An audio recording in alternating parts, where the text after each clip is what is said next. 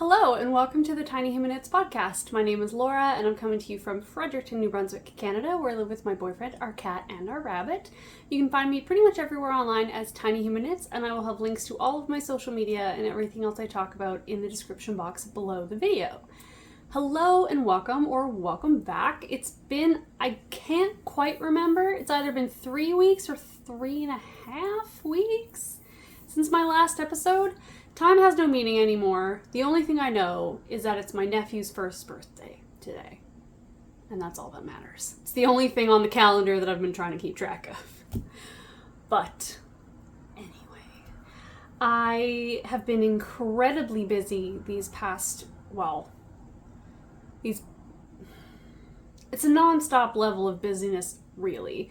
But especially over these past few weeks, I've been working on my Nutcracker update, which I'm sure if you've seen my previous videos, I have worked on a couple Nutcracker collection themed items, and I will have one more to show to you today. But I have a few finished objects to show you, and yeah, it's just gonna be, I don't think it'll be that long of a video. I have a lot of desire to knit, but not a lot of time for it, which is unfortunate because I keep just getting project bags together, dyeing the yarn for future projects, putting it all together, winding it up and all that, and then I just put it into the pile of project bags that I have in my living room, and then it sits and it waits. There's nothing I can do about it though, so yeah. Okay, I'm not wearing anything knitted because it's too warm for that anyway, and I keep meaning to make summer garments and then not actually getting around to it, so I'm just going to jump into my finished objects that I have this time. The first one is a pair of socks that I was using as my sort of walking around knitting project, and I cannot remember the yarn at all. I threw away the band long ago, and I don't keep project pages on my Ravelry for socks because it would just be socks, and all of my socks pretty much are the same, so it's not really, I don't feel the need to keep track of it. Anyway, but these are a pair of socks that I'm going to be putting aside for a Christmas gift later this year. And these are for my friend Brittany. And I made her a couple pairs of socks last year for Christmas too, she requested them, which one of my favorite things ever is requests for knits. But yeah, I just use a 64 stitch stockinette, heel flap and gusset, and a wedge toe. I get asked a lot if I use a specific sock pattern because I do all my sock samples myself. And honestly, the best one that I can think of that matches up to pretty much exactly what I do is by the Crazy Sock Lady. She's got her vanilla socks. That is basically what I do. I don't do anything special. If I'm making them for myself, I do 56 stitches, and for most everybody else, I do 64. I've got very small feet. But yeah, it's nothing special. It's just a stockinette vanilla sock. But yeah, these are done, which I'm very happy about. And I've actually started, I don't know if this is probably a stupid idea, but I used to knit all of my sample socks in my size. And I think I've said on this podcast before, but I don't really wear socks, unless it's winter and I have to put shoes on. But for the most part, I just go barefoot, and that's what I prefer. So I've actually started, I'm so busy with everything, and I'm gonna knit a bigger size sock sample so I can give it away eventually. Just putting more work on myself, but I have started knitting my sock samples with a 64 stitch count just because, I don't need that many socks. This pile of socks I have in my bedroom is just ridiculous, of unworn sample socks, because I treat them really preciously and I shouldn't. So yeah, I've started knitting larger sizes so I can gift them. I do have a couple people I can gift my size socks to, but there's only 2 of them, and I have just too many.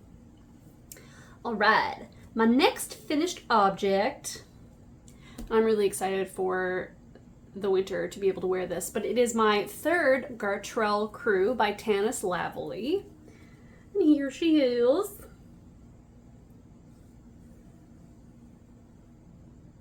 So this, I was almost finished it last time. This is my Season's Greetings self-striping sock in full skeins. And the way that the self-striping sock is this the main body. That's how the sort of sequence is. And then I decided to alternate for the sleeves to offset them. And I love this pattern. It's a DK weight pattern, and honestly, because the way that it's written, technically, okay, so I knit the body, you cast on from the bottom and you knit up. I knit the body in the round because the way I do my stripes, I wanted it to be the same all the way around the body. So I knit in the round and then I split for the front and back when I get to the height that I need it to be. And then I do the same for the sleeves. In the pattern, it's written as you knit flat and then you seam it after, which would make it the best sort of DK weight scrap buster ever if you wanted to do like really, really crazy stripes. And yeah, I do, what did I do for this one? I think 13 rows of the solid, not the solid, the darker color, and then 5 rows of the lighter color in between, and then the opposite on the sleeves, obviously. And partly the reason that I do, I always do an odd number of stripes. Even in my last Gartrells, I always do 13 rows of each color. And the reason I do that is because when it gets to the front and back separation, I don't want all of my starting and ending rows to be the same.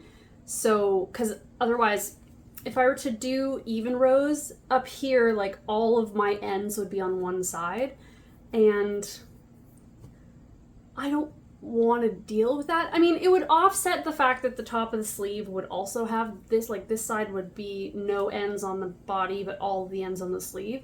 But I just feel like it's easier to sew in the ends if it's even, so that's why I do uneven amount of rows. That's a long, long-winded way of saying it. And then I did the exact same modification I did for the collar. It's supposed to have a double folded over collar. I didn't feel like this particular project needed that. So I only knit, I think about 8 rows. But when I pick up the stitches for the collar, I pick up the recommended amount and then I decrease every 4th stitch. So it's a knit 2, purl 2. So I'll knit 2, purl 1, purl 2 together. And I literally just got that from the last time I knit this because the fit of it, if you pick up all this, if you pick up the right amount of stitches and then you just knit the 2x2 and don't do the folded over collar, it will flare because the folded over collar is sort of sticks up in the pattern and I don't like that. So this is what I do. But besides that, there's no other modifications. It's written like I knit it to pattern. And I think it's super cool. This is not my last Gartrell. I already have yarn dyed up for another one because I love it a lot. And I only technically have one other one. I have my rainbow one, and then I gave my potatoes one to my cousin. So I only have 2, and so there's room for more. So that can finally go in my wardrobe. I have one more finished object, and it wasn't even a work in progress the last episode, and that is my beautiful, puffy Stella Quilt cushion. Ta-da! I'm sure you guys know what this is, especially since the Stella Quilt blanket thing actually was just released yesterday as far as I can remember. Yeah. This is the Stella Quilt cushion. I started it and finished it within the last couple weeks. It was jolly good fun. I enjoyed it quite a bit. It's very engaging. And it's very fun. It's very nice. There's a lot of ends to weave in, but that's not something I'm, foreign to. So, didn't bother me much. So, I've got my hair on it.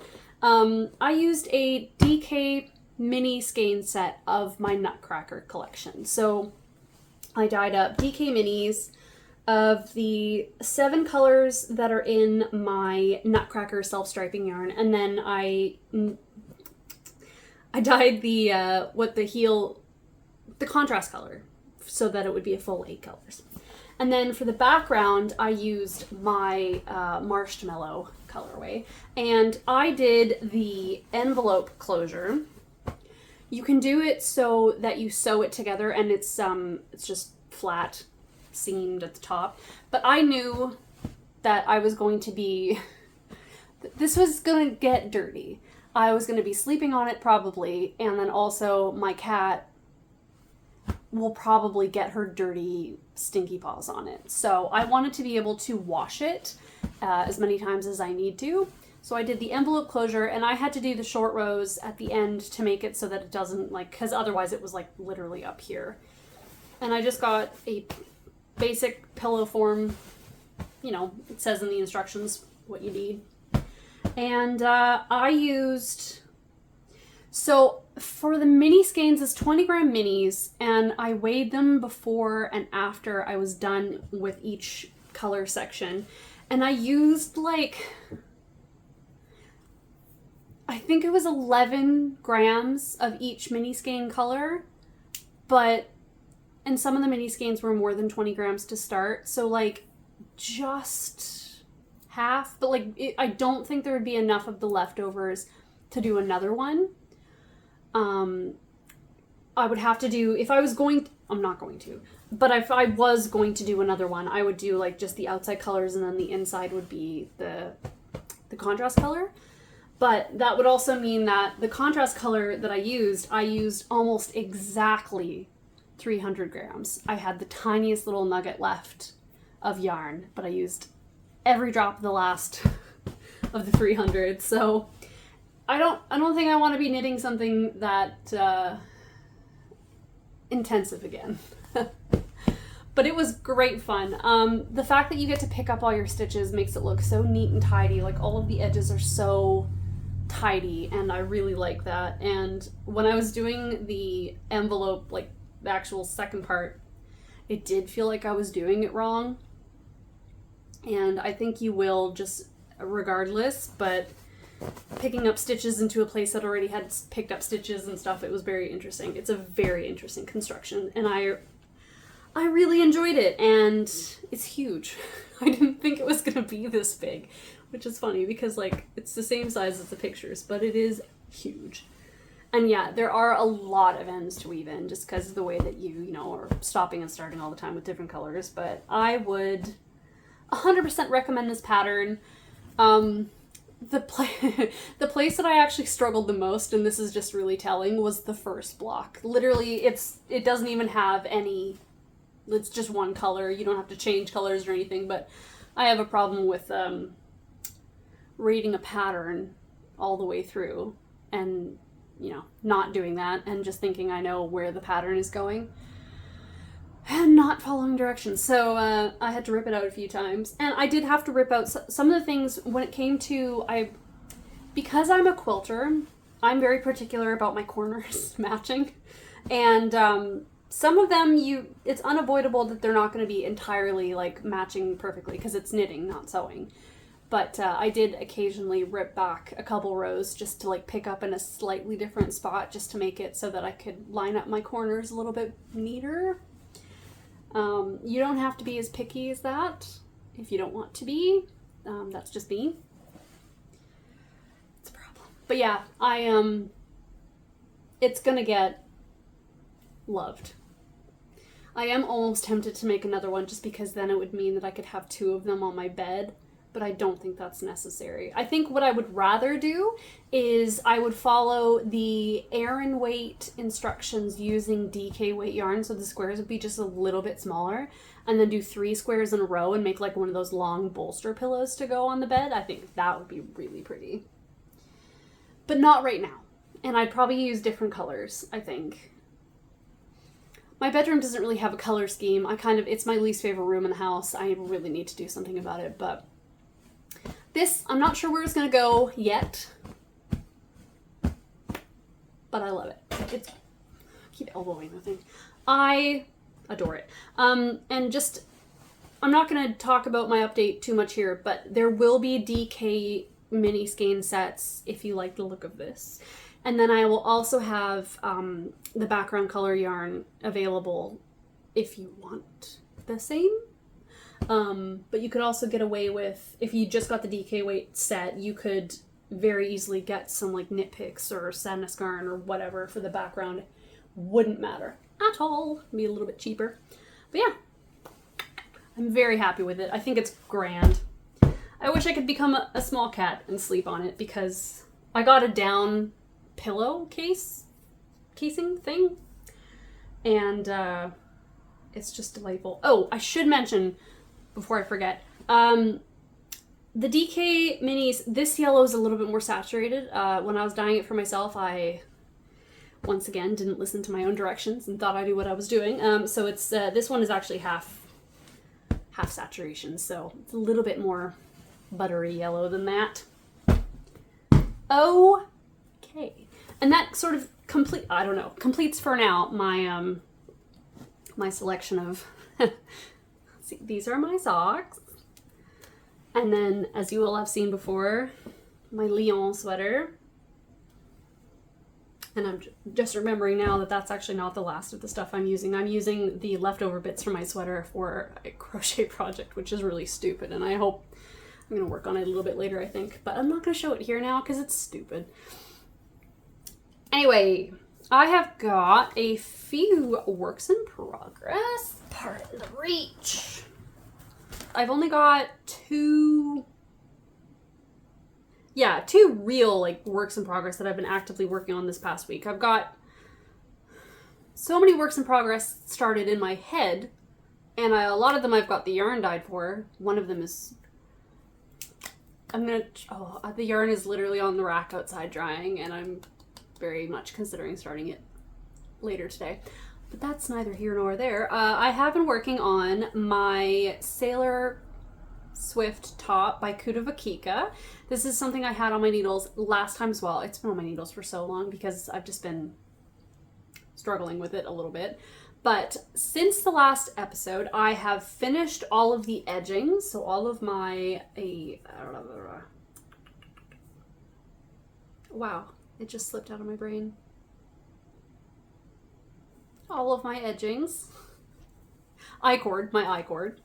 So I've done the armholes, and the neckline was already done. I just, oh no, I did the last time I sewed it together. But yeah, I've done both the armholes, which I really, really like this I-cord, especially when it's worn and especially when it's going to be blocked. It'll fit. I'm looking forward to it.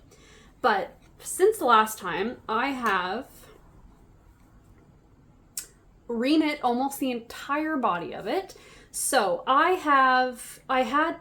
the body was finished last time, but I am starting to realize this more and more, which, I mean, I've realized it, but like when it comes to summer garments especially, if it's fitted and usually you pick a pattern based on your bust size, which, it's fine. For me, I struggle with these fitted garments because I have a very short torso, and then I have like the smallest part of my waist is like here, and then I go out like from here to 2 inches down. It's like an 8-inch difference in circumference. My hips are very wide and I go out quite quickly. So when it's fitted, it kind of has nowhere to go after my waist because it no longer can like go over that part. Doesn't matter. So I usually have to do almost like a peplum shape when it comes to fitted garments. Either they're cropped or they have to go out a little bit. So I tried this on before and I really wasn't happy with the way it was fitting on my body. So I unraveled it to the fourth stripe here, which is basically, it was about an inch above the smallest part of my waist when I put it on. And I started doing increases on either side of the body every 4 rows. So I do 2 increases on either side, so 4 increases every row. And it has made a huge difference. I just have 4 stitches between my increases. There's no rhyme or reason to that. I just wanted a little bit more space than the normal just 2 stitches because that would look too much like a seam, I think. Arbitrary, completely. But yeah, I've been doing some increases and I've knit down to the point basically where it was before. And it is fitting so much better. I really, really like it. And at this point, I am basically just knitting it to the length until I run out of yarn. And I'm not entirely sure if I'm going to do the 1x1 ribbing as it is in the pattern again, or I might do a folded over stockinette hem. But I have this, basically this much. I'm knitting it out of Scapious Katona, which is 100% mercerized cotton. And it's surprisingly soft. I quite like it. It's very dry because it's cotton, but yeah, I have this much left of this. So I think I have enough to do one more stripe of the brown, and then after that, I'll just knit stockinette and then, yeah, like maybe fold it up underneath and then call it a day. Because the 1x1 ribbing, I think she did that because the way she has it styled in all of her pictures, she has it tucked in. And I'm not really a tucking in girl, because that means that when I tuck in my shirts, my waistband comes up so high, I end up looking like Dee Dee from Dexter's Laboratory, where I'm like all legs and no upper body kind of thing. So I don't usually tuck things in. That's a visual for you. I'm very short, but that's okay. But yeah, that's where I'm at so far. I think I'm using 3.25mm needles. I'm using everything in the pattern basically. And if this works out, I've actually decided I've got some Crea Deluxe 100% cotton, which is just, it's such a nice yarn. I have gauge swatched for a couple things and it's so beautiful, and I need to work that. I can't just buy summer fibers and then not do anything with them. But I think it's in black, and I think I might knit a solid color one in that pattern that's just all black, and I think that would look really nice if I ever get around to it, because I keep adding more things. But yeah, if you are interested, or if you are, I don't know, newer to garment making or summer garments or whatever, if you struggle with the shaping in that same way, I know that Nancy Wheeler has a, like, how she does her increases for her pear shape video. I'll link it down below if you're interested. I am not good at explaining anything. It's a wonder I have this podcast. But she goes into depth of how she figures out her patterns and fits them to her own body, because I think it's really important for everyone to learn just those little things that you can do to make a pattern fit your body better. Because even if a pattern is super amazingly well written and has lots of sizes and fits really well, like a lot of times it might not fit you particularly, or there's something in it where it doesn't fit very well. Like for me, for example, when I'm knitting round yokes, I generally shorten the yoke depth for myself, because I have a very, very narrow section between the top of my shoulder and my armpit, because I have quite thin arms for the size that I am. So yeah, I don't need as much space, because otherwise it ends up looking baggy. And just stuff like that, like waist shaping and all that kind of stuff. So yeah, like that.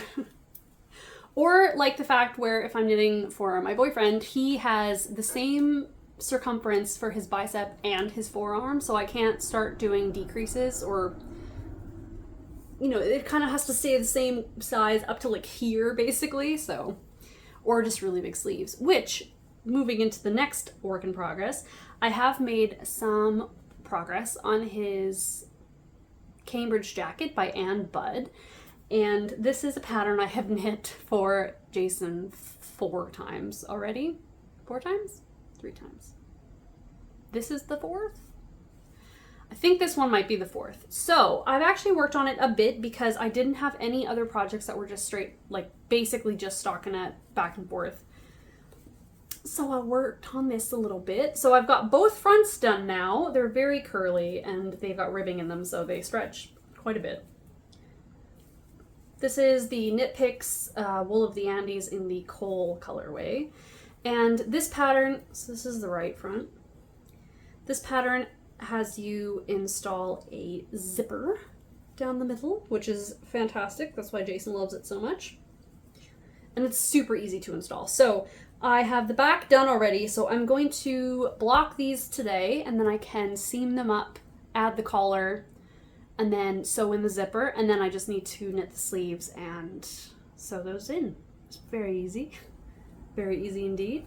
This pattern is very, very straightforward, and Anne Budd designed it because, you know, her partner and their sons, she wanted to make something for them, and so it fits really well. I actually wear his other Cambridge jackets quite a lot because they're so comfortable. They're very long because he's not a very tall guy, but he loves a long sweater. So I usually have to add like an inch or two extra at the bottom, which is ridiculous. And then, but yeah, the sleeves are huge, which I love. They're very roomy. But yeah, it's not going to be my last Cambridge jacket because every time I ask him what he wants me to knit, he says this one. So, also, my friend Lori knit one for her husband, and I think she's now joined my little Cambridge jacket club because he also wants another. It's a great pattern. I'm going to put that over there because I'm going to wash it. And then I can cast on the sleeves and it's basically stockinette in the round. So that'll be my next little, I'm determined to finish that before I need the 4.5 millimeter needles because I'm not going to, I only have one set. I'm not switching them back and forth. So in this next little bit, I want to show a couple things that I'm planning on casting on very, very soon. And by soon, I mean maybe even today. But I have had an idea in my head of knitting a sweater out of the... Do I have it here?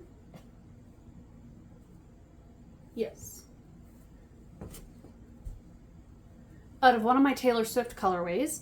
This is Evermore, as far as I can remember, which was this one right here. And I really, really like this color.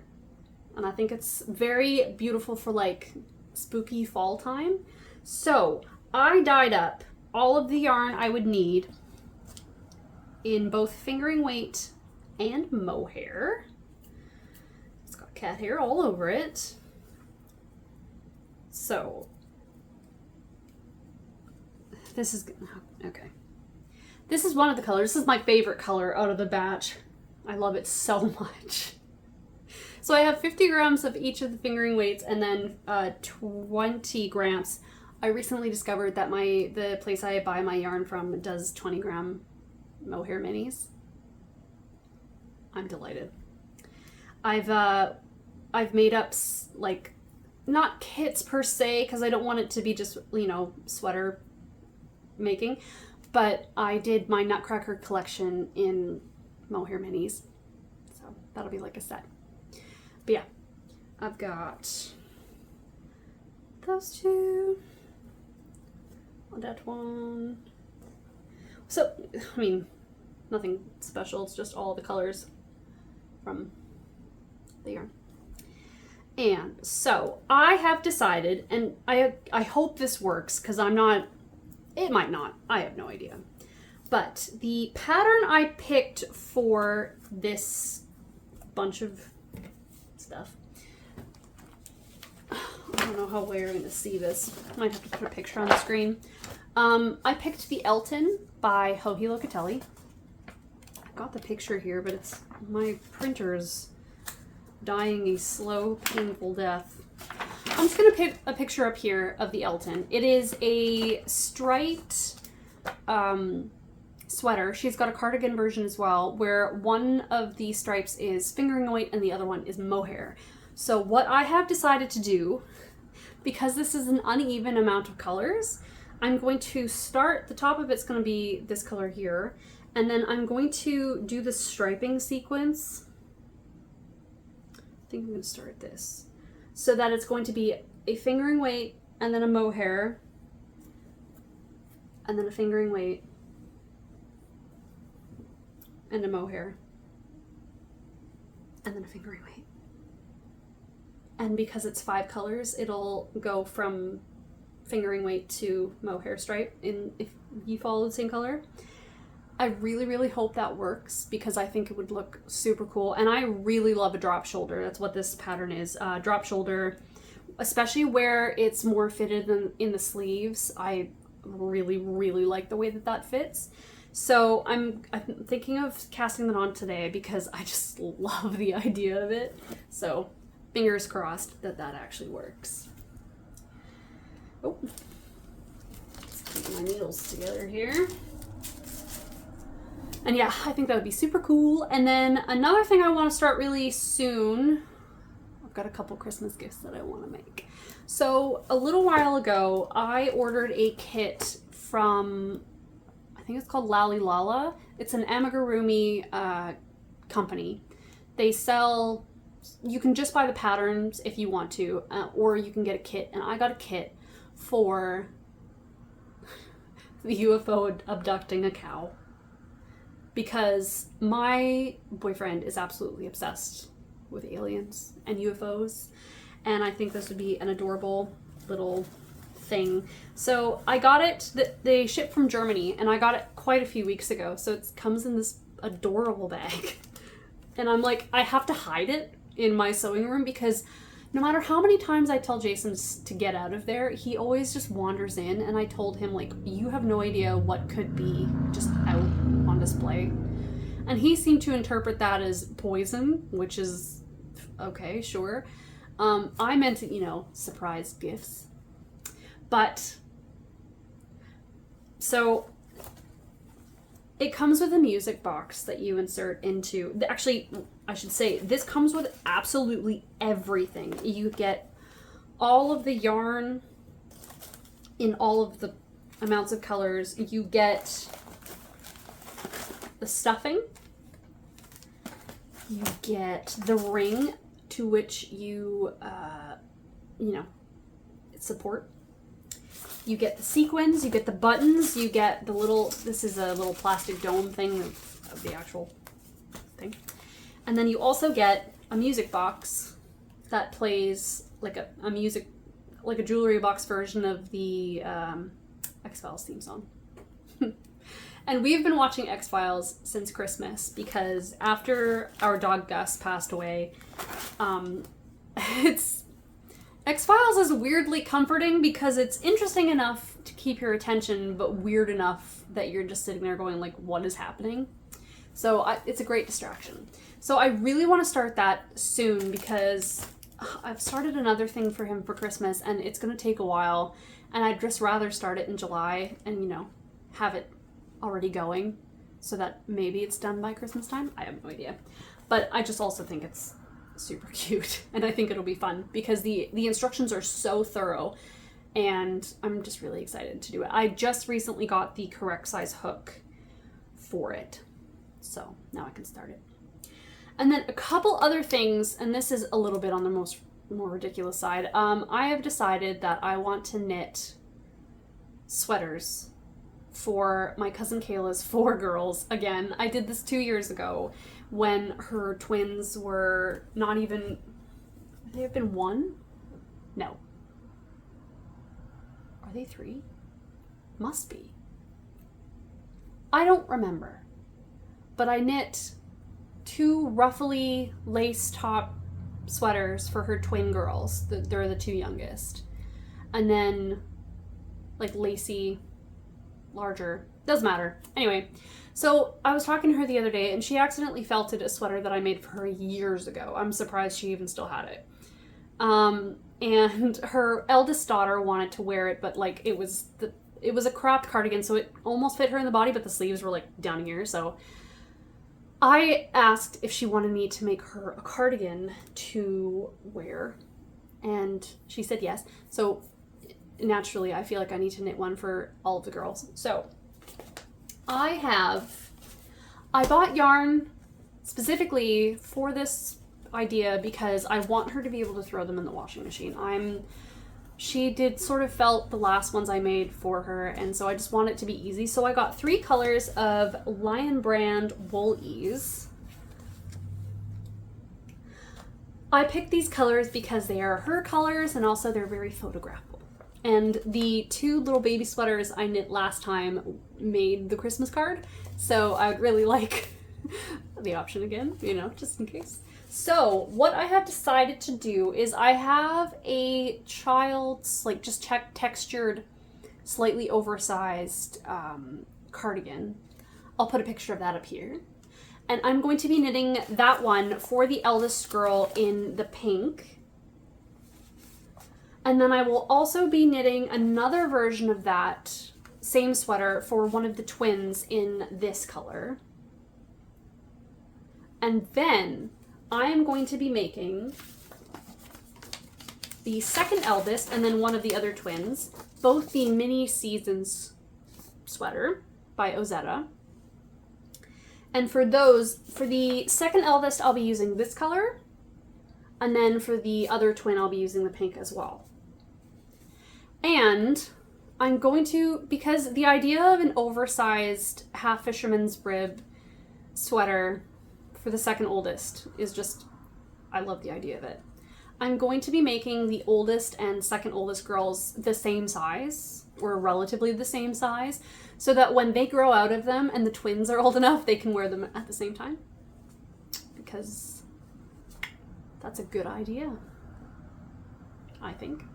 So I have like the world's lamest, I already did a gauge swatch, but this was just to double check. I love half fisherman's rib. I think it's delightful, but yeah, I have the tiniest little gauge swatch just to get like a basic idea of what it will look like, and I think it is delightful. And yeah, I would really like to start that soon, and it's just, I think it's at this point just a matter of casting on, because I think if it's cast on, I'll want to work on it. And yeah, besides that, I've just got a couple cross stitches going. One's a birthday present and one's a Christmas present, and I have no time for them, and I don't know why I've started them, so it's fine. But that's all my stuff. That's a lot of stuff, and I have another sweater that I want to start so bad because the colors are so delightful. I'm really hoping to get that started so I can show you next time because I think they're so pretty. Anyway, it doesn't matter. If I can't show you, then there's no point talking about it.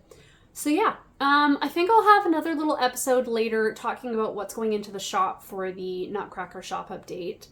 I was originally thinking the 9th of August, but I think I might actually move it up to is it the 5th? I think that's a holiday.